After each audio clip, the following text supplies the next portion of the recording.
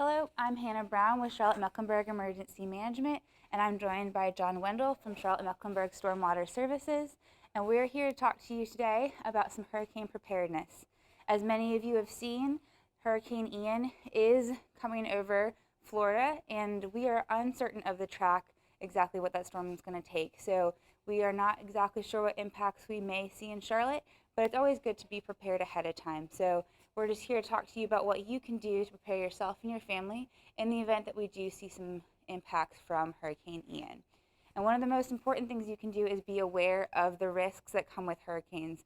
So I'm going to pass this off to John Wendell to talk about flooding and what you need to know.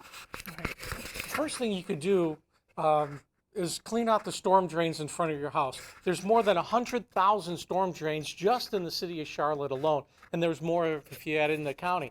And so clearing out those storm drains really does help. We can't get to all of them, but do it safely. Do it from the curbside. Don't do it from the street side.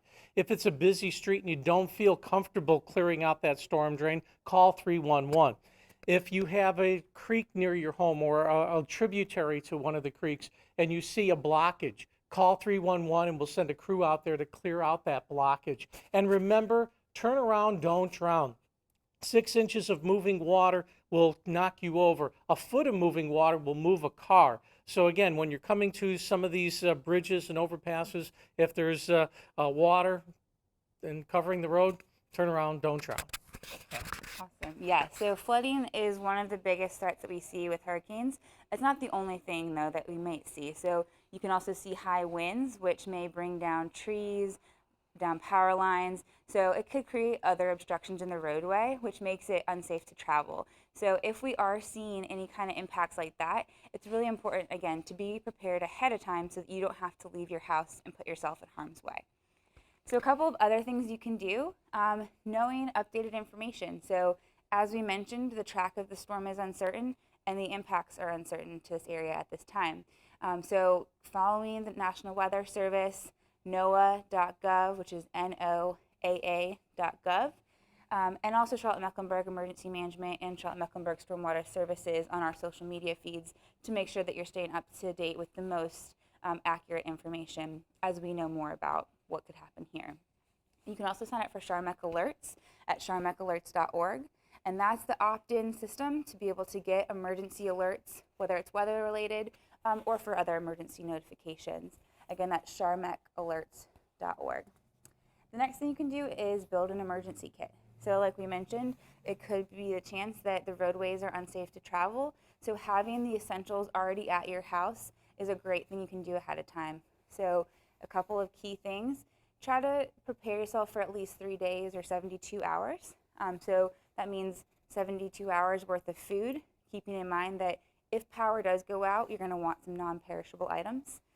Water for 72 hours, which comes to about 1 gallon per person per day. And then keep in mind, if you do have pets, that you'll want to factor that in so that you have water and food for your pets as well. Other really important things are medications. So you do not want to have to be going out last minute to the pharmacy to get those important medications. So make sure you have those on hand. Go get refills now if you need them. Other things, a first aid kit, to take care of any basic injuries, a flashlight with extra batteries, a backup battery for your cell phone or other electronics is really good, again, in case the power goes out. And then just thinking about any of the specific individual needs that you and your family have. If it's something that you use on a daily basis, make sure that you have it well in stock beforehand.